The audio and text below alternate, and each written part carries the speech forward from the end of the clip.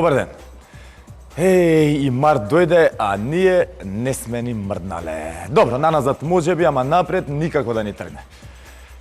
Дури ни пролетва не доаѓа како што треба. Еве, и времево. 1 чекор напред, 2 назад. Ама затоа орото ни е понапредно од све околу нас. Во орото барем по 3 чекори напред се оди. Нешто, може би најдобро сите за едно оро да се фатиме и јају... Луѓето родени во март имаат единствени таленти и може да добијат максимум од секоја ситуација. Се стремат да бидат успешни и не се плашат да се соочат со предизвиците, а проблемите ги решаваат на многу брз начин. Замислете да добиеме Влада Месецов и да важи хороскопов и за неа. Леле, проблемите ќе ни бидат решени брзо и ефикасно. Да, така. Сите до еден. Сите до еден. Ај за мене на Влада ако може. Да, убаво слушај, на Влада ако може. Без лед и лимун. Да, убаво без лед и лимун.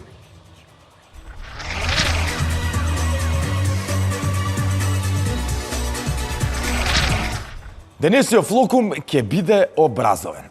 Значи, ќе учиме што значат одредени поими за работите да ви станат појасни. Затоа што очигледно повеќето од нас не разбираат некои работи. Поим број 1. Политичка партија. Политичка партија е здружение на луѓе со исти политички цели и убедувања, кои се стремат да ја освојат државната власт во една земја за да ги остварат тие цели. Сега, целите на политичката партија би требало да се за доброто на земјата, за доброто на народот, за доброто на сите. Чатпат. Поим број 2. Политичар. Политичар е личност која практично или теоретски, теоретски кој ја слушам и се темни, теоретски се занимава со државнички работи и знае како се управува со една држава. Политичарот предлага, поддржува и создава закони или политики со кои се управува во земјата и со тоа со нејзините граѓани. Општо кажано, политичар може да биде секој. Ево, тоа е проблемот. Што многу луѓе станале политичари затоа што биле најгласни у друштво или у мало и сега мислат дека може да водат една држава. Затоа од глупости си патиме. Да, убаво слушнавте, од глупости си патиме. Поим број 3. Парламент. Видео. Ова ми е многу интересно дека сите на П почнуваат. Кога бушава азбука сме. Парламент е политичко тело кое има законодавна и уставотворна власт во современиот политички систем. Зборот парламент води потекло од латинскиот израз parlare, што значи да се зборува. Според својот назив, парламентот представува место каде што се одвива дискусија, се расправа, се зборува. Иако вака ви изгледа дека има многу сличности со некакво шоу со секси хостеси, не е тоа. Или барем не би требало да биде. Иако во парламентите на некои европски земји влегува и поранешни порно глумици. Ние немаме парламент. Зграда имаме, да се разбереме, ама луѓе во неа... Не. По кафиње во ГТЦ се сите си знаеме и по партиски штабови, се извинувам. Март дојде, ние уште немаме собрание. Па што сме немаме, па за еден парламент се бунам. Па што живеете, бе? Поим број 4. Избори. Изборите се процес на донесување одлуки при кои граѓаните гласаат за независен кандидат или политичка партија која сака да ги представува во представничкото тело. Еве на пример во парламент. Победник на едни избори е оној што освоил најмногу гласови од граѓаните. Кај нас и тоа е малку покомплицирано. Да се вратам на П. Поим број 4. Повторно на П. Платформа. Политичката платформа збирно ги изразува принципите кои ги поддржува една политичка партија.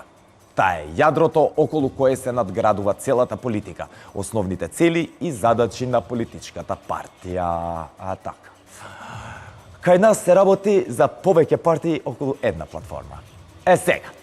По дефиниција, секоја политичка партија им ја представува на избирачите својата платформа. За луѓето да знаат со што си имаат работа, да знаат дали да ја поддржат таа политичка партија. Платформата не е и не смее да биде нешто тајно, затоа што луѓето мора да знаат за што гласале. Не знам дали се разбираме, а? Хјустон, имаме ли проблем? Што? И да завршам со уште еден поим на П, а тоа е протест. Зборот протест доаѓа од латинскиот глагол protestari, што значи да се противиш. Протест представува јавно изразување на незадоволство.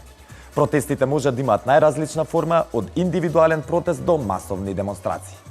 За ова не бива на секаде низ Балканов. Какви уличари сме, само на улица код дома се осеќаме, искрено ви кажам. Улицата ни е дом, така. А протестираме богами од мали нозе. Некум брокола, после некому градинка, па некому школа, па некум една влада, па некум друга влада. Сакаме на улица да бидеме и тоа ти е тоа. У ДНК ни е запишано. Што сум паметен, а? Кажете кога се следните избори ќе се кандидирам, жими се. Жими се.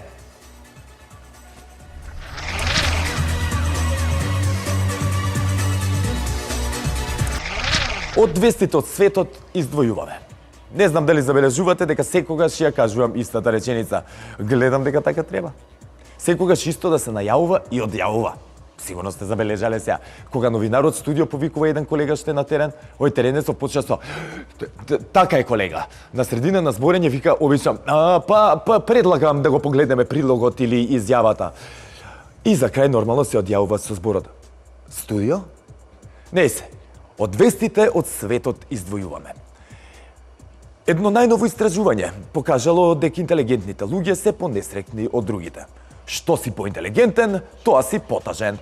Сега, од сега не прашувајте некого кога нешто нема е денот. Што ти е, добар си? Остави ми интелигентен. Студио? Така, колега.